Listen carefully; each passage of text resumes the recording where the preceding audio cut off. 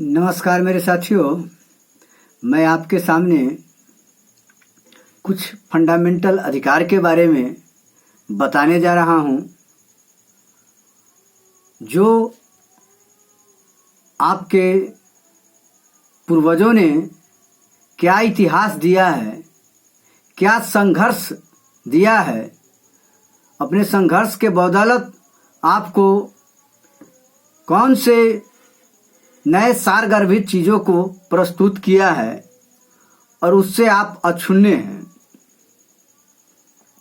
तो मैं उन्हीं अधिकार के बारे में आपको बताने जा रहा हूं।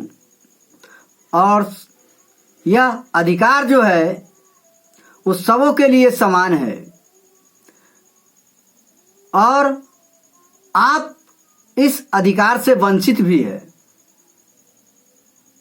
तो मैं उस अधिकार की चर्चा करने जा रहा हूं, जिस अधिकार को सबों को समानता रूप से प्रयोग करने के लिए दिया है।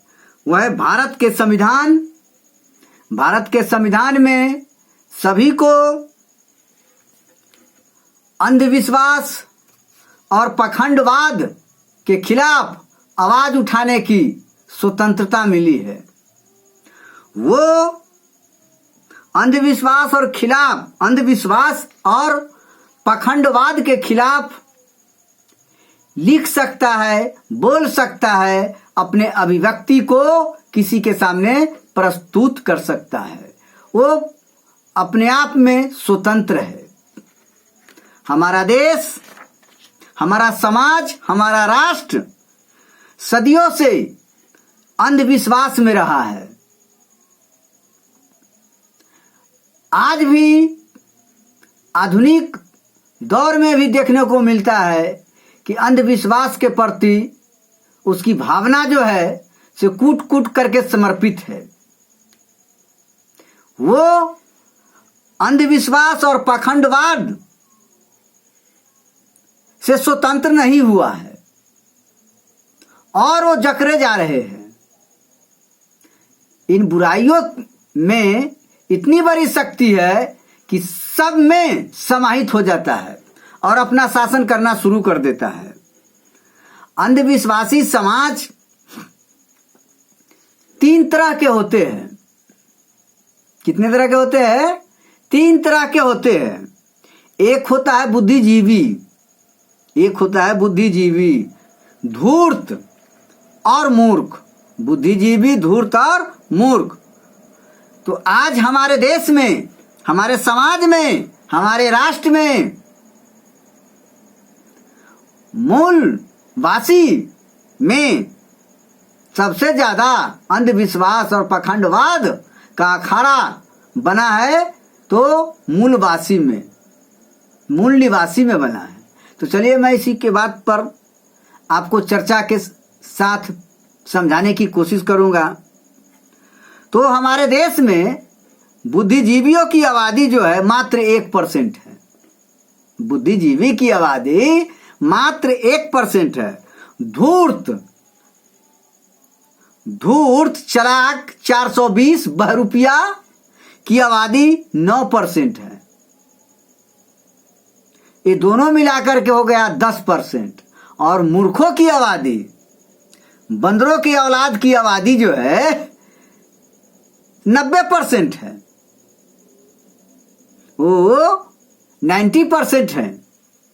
1% बुद्धिजीवी, वो बुद्धि के साथ जीने में विश्वास रखता है। किसी भी परिस्थिति में तालमेल बैठाने का बहुत अच्छा नॉलेज है, वह 1%। और मदारी का खेल जो खिलवाता है, इधर से उधर, इधर 1% वाले का जो विचार उत्पन्न होता है, वो मदारियों का खेल जो खेलता है वो 9% ही है। वो है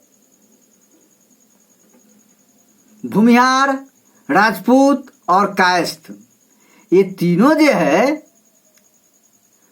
बुद्धिजीवी है। बुद्धि के साथ जीने का बहुत अच्छा तरकीब वो जानता है। कोई भी षड्यंत्रकारी विचारधारा ब्राह्मणवादी संगठन से जब निकलता है, चाहे वो आरएसएस हो, जो भी संस्था है, या ज्ञान ज्योति पीठ हो, गायत्री संगठन हो, या ब्राह्मण का बना हुआ षड्यंत्रकारी जो भी संगठन हो, उसके माध्यम से ही सेंट्रल गवर्नमेंट की सरकार चलती है।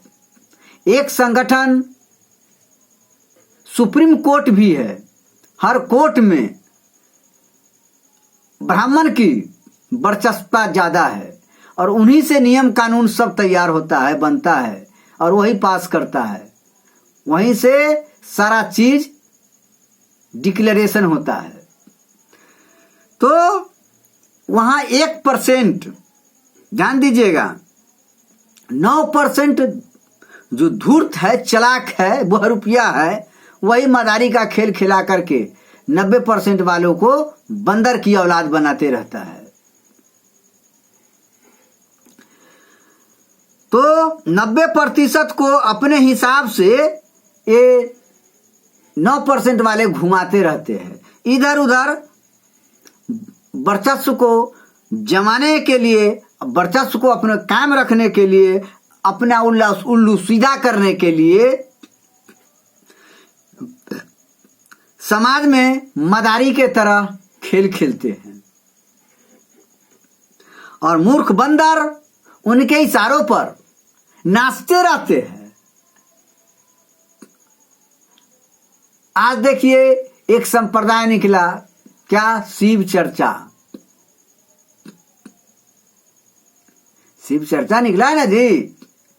1% वाला निशाना साधा, हरिश्चंद्र भैया, और पत्नी का नाम क्या है? नीलम देवी। भैया तो भौजी होना चाहिए, सबों को भौजी होना चाहिए, हो जो दीदी के नाम से जानी जाती है। वो हरिश्चंद्र भैया ये मधेपुरा का एसडीएम था। ये घोटालेबाज, घोटाला के चक्कर में फंसने के कारण इसको सस्पेंड कर दिया गया था। वो ऐसा तरकीब निकाला कि पूरे हिंदुस्तान पर छा गया और सबको वो बंदर बना दिया।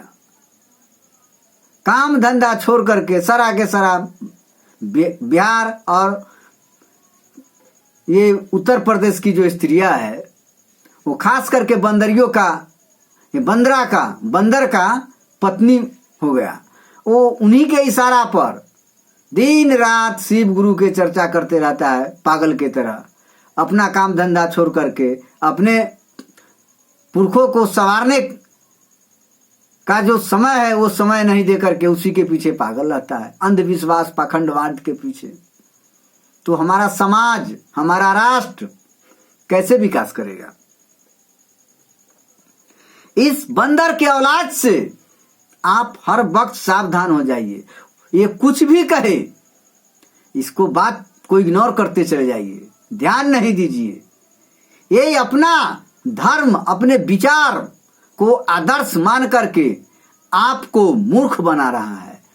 आप पीढ़ी दर पीढ़ी कमाते रहिएगा, जलते रहिएगा और पूरा कमाया हुआ धन 1 मिनट में वो डकैती करके चला जाएगा और अपने बाल बच्चों को विदेश में पढ़ाएगा, आईआईटी सेक्टर में पढ़ाएगा, आईटी सेक्टर में पढ़ाएगा, इंफॉर्मेशन टेक्नोलॉजी का अच्छा खासा नॉलेज देगा, मल्टीनेशनल कंपनी का जो नॉलेज होता है वो नॉलेज से ओतपोत करवाएगा ज्ञान। और आपको यही ऑर्थोडॉक्सी नॉलेज दे करके, अंधविश्वास पाखंडवाद नॉलेज दे करके मंदिर में टेकवाएगा, गाय का गोबर खिलवाएगा, बकरी का मूत्र पिलवाएगा, गाय का मूत्र को शुद्ध मान करके आपको टॉनिक के रूप में साबित करके कैंसर से लड़ने के अगेंस्ट वाले एंटी सेप्टिक मेडिसिन आपके सामने पेश करवा देगा और दूध को गंगा बहवा देगा, घी को जलवा देगा और गोबर को खिलवा देगा।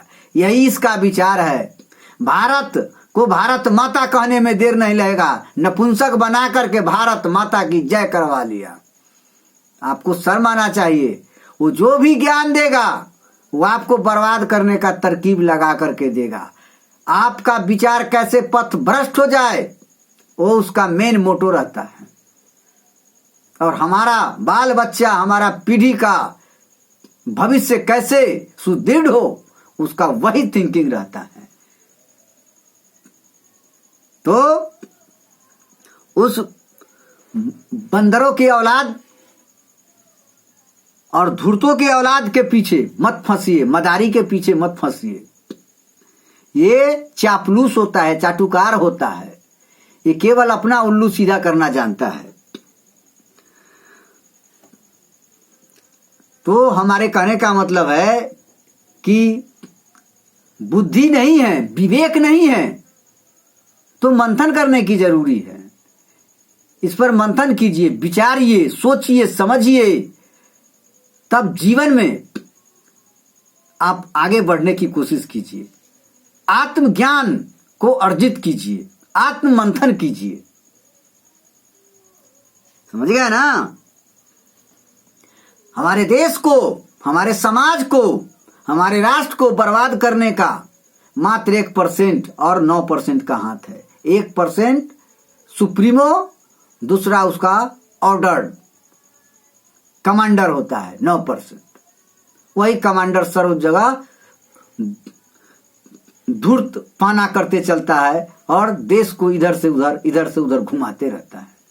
तो आप उस पर विश्वास नहीं कीजिए। आप यह हर बार मैं आपको दोहराता रहता हूं कि सांप को, बच्चा को कितनों कुछ भी खिला दीजिए, वो विष पैदा करने का उसको संस्कार मिला है। नीम के पेड़ में किसी भी तरह का दे दीजिए जल, किसी भी तरह का, वो शोषण करे, केवल वो तीखा कड़वा स्वाद को जन्म देता है। जिसका जो मिला है वही रहेगा। आपको बदलने के लिए वो नहीं आया है, वो अपने आप को बदलने के लिए आपके समाज से दोस्ती करता है, मैत्रीपूर्ण व्यवहार करता है, चापलूसी वातावरण पैदा करता है, चुपड़ी चुपड़ी बात बना करके शिकारी के तरह आपको शिकार कर लेता है। ये तो बनाए हुए है मोटो कि बहुजन समाज को किस तरह बर्बाद किया जाए, कैसे बर्बाद करेंगे, उसका बहुत तरकीब है, तरीका है। वो क्या करेगा जानते हैं? शूद्रों से दोस्ती कर लेगा। ये शूद्रों जिसको कहते हैं, अछूत अनटचेबल कास्ट, जिसको समाज में निम्न दर्जा दिया गया है, दलित समाज कहा गया है, अनटचेबल कास्ट है। वो समाज के अंतिम पंक्ति में खड़ा होने वाला है, जिसका अधिकार आज तक भी नहीं मिला है। अपने अधिकार और कर्तव्य से लड़ने के लिए उनमें साहस नाम का चीज ही नहीं है। मान, स्वाभिमान क्या होता है, मानवता का सही अर्थ क्या है, उसको जानने का अभी तक भी संस्कार नहीं मिला है, उस तरह का ज्ञान नहीं मिला है। समाज में उनको बैठने का अधिकार आज भी नहीं मिला है। अब लालू यादव भी खत्म होने जा रहे हैं। उस लड़ाई को लड़ते लड़ते अब अपने आप को कहां चले जाएंगे वो तो आगे भविष्य बताएगा। तो क्या करेगा वो? शूद्रों से दोस्ती करके आपको हराएगा। मूल निवासी भाई का जो संप्रदाय है, शूद्रों का झुंड, ग्रुप ऑफ शूद्रा, उसको दोस्ती करके हराया जा सकता है। उसका सिद्धांत है, दुश्मनी करके नहीं हराया जा सकता है। निजी जो स्कूल होता है, प्राइवेट स्कूल, उसमें भी शूद्र के बच्चों को कम से कम दाखिला लेना है, एडमिशन लेना है। किसी तरह दिमाग से दया बया करके हटाने की कोशिश करेगा। देख लेगा वही शूद्र का बच्चा हाई पैसा वाला है, उधर जाकर उसको रख लेगा। चेष्टा करेगा किसी तरह इसको डीके कर दे, साइड कर दे। समझ गए ना? सरकारी स्कूलों में कम से कम पढ़ाई करने का मिशन बनाया, क्योंकि शिक्षा का सचिव, शिक्षा मंत्री, जो टॉप क्लास का मंत्रालय होता है वही लेता है, और वो अपना ढंग से मसौदा तैयार करता है और उसी को संचालन करवाता है। उसका काम है, क्या करेगा? मनुवादी व्यवस्था को ऊपर उठाने की कोशिश करेगा, आपके व्यवस्था चौपट हो जाए, उस तरह का सिलेबस लाएगा, करिकुलम तैयार करवाएगा कि सरकारी स्कूल में कम से कम पढ़ाई करना और बिना पढ़े मैट्रिक इंटर ग्रेजुएशन पास कर देना, ताकि वो बच्चा हमारे सवर्ण जातियों के बच्चा से कंपटीशन प्रतियोगिता के लायक नहीं रहे। उसको माइंडे को तोड़ देता है, उतना दिन में संकुचित कर देता है, बिना पढ़े हुए पास करा देता है, फर्स्ट डिवीजन डिग्री दिलवा देता है। शूद्र का बच्चा को लगता है कि हमसे ज्यादा नॉलेज फुल कोई है ही नहीं, और जब वो जाता है कंपटीशन में तो सबका क्लोज रहता है, एक अपना विचार गोष्ठी होता है, उसमें वो ऐलान कर देता है कि किस तरह का क्वेश्चन पूछा जाएगा और फॉरवर्ड के बच्चा को कैसे उसको डील करना है, और वही पास कर जाता है। ये सब नकारा जाता है। इस तरह का विचार पैदा करता है उसका संगठन, समझ गए ना? शिक्षा का भगवाकरण किया जा रहा है। देख रहे हैं कितना जोर शोर से प्रचार प्रसार करवा रहा है, ब्रॉडकास्टिंग कितना करवा रहा है, टीवी चैनल के माध्यम से, मोबाइल के माध्यम से, हाँ, नुक्कड़ नाटक करवा करके ये धर्म को आदर्श बना रहा है, मनुवादी व्यवस्था को चरम सीमा तक पहुंचाना चाह रहा है। और आप सब उस भीमराव अंबेडकर, जिन्होंने कितना लंबा संघर्ष करने के पश्चात उस दबी कुचली समाज से उठ करके उस शीर्षस्थ स्थान को प्राप्त कर जिंदगी के अंतिम संघर्ष करके आपको अमूल्य रत्न भारत का संविधान दिया, उस संविधान का अर्थ नहीं समझते, उसको जीवन में उतारने की कोशिश नहीं कर रहे हैं। शिक्षा का भगवाकरण कर रहा है। देख रहे हैं ना? अगर शूद्र से जितना हो उसे आपस में लड़वाने की कोशिश करे, जितना हो सके आपस में लड़वा दो, तोड़ दो, एक दूसरे में चुगलपनी कर करके, चापलूसी कर करके, एगो के मिला लेगा, एगो के साइड करके के लड़वा देगा। यही कुटिल नीति चलता है, समझ गया ना? भारत के संविधान को आपको गलत बताएगा, कहीं शूद्र का लिखा हुआ संविधान है, ये सबको शूद्र बना देगा, सबको अछूत अनटचेबल कास्ट बना देगा। इस तरह का विचार आपके दिमागों में भरेगा, बर्बाद करने का प्रोपेगेंडा तैयार करेगा। ये समझ गए ना? भारत की सरकार एक तंत्री तानाशाही होने पर वो जोर देता है कि सब चीज तानाशाही पर आधारित हो, राजशाही पर आधारित हो। शूद्रों के पढ़े लिखे बच्चों के साथ अपनी बहू बेटिया को विवाह करवा देता है। जब शूद्र का बच्चा जब काफी पढ़ लिख लेता है, देखिएगा कहीं कहीं शूद्र का बच्चा काफी टॉप क्लास होगा, ऊंचे ओहदे पर चला जाता है, तो डायरेक्ट से शादी करवा देगा और आपको उस माया जाल में उस लड़की के माध्यम से ऐसा फंसा देगा, ऐसा चंगुल में फंस, उसे निकलना बड़ी मुश्किल होगा। आपके समाज से और आपके माता पिता से कोसों दूर अलग करके अपने सभ्यता संस्कृति में वो ढालने की कोशिश करेगा, हर वक्त वो ढालने की कोशिश करेगा, समझ गए ना? शूद्र के लड़कियों को क्या करता है? प्रेम जाल में फंसा देता है और उस लड़की को वेश्यावृत्ति पर उतरने के लिए मजबूर कर देता है। यही उसका सिद्धांत है। शूद्रों के मोहल्ला में चमार, दुसाद, हलखोर, डोम, मुसहर, कुत्ता, बिलाई कौन सब जात होता है। ऐसा ब्राह्मणवादी जात बनाए हुए है। मनुष्य के मनुष्य नहीं समझा, वो जानवरों से भी बदतर स्थिति में ला करके खड़ा कर दिया और उसको नए नए जातियों में बांट करके उसके अस्थि चर्म को तोड़ दिया, स्वतंत्रता की अधिकार को छीन लिया और तोड़ करके वहां पर मंदिर, कहीं पर मस्जिद बनवा देगा, मंदिर का निर्माण कर देगा। वही अंधविश्वास में, पाखंडवाद में उसके बाल बच्चा पीढ़ी दर पीढ़ी फंसते रहे, उसी में जलते रहे और अपना काम धंधा से आगे वो नहीं बढ़ पाए, अपने विचारों को आदर्श नहीं बना पाए, उतना ही दिल में समेट करके वो रख देता है। इसी के साथ मैं अपना विचारों को विराम देता हूं और मैं चाहूंगा कि आप मेरे विचारों को समझे और उस विचारों को जीवन में उतारने की कोशिश करें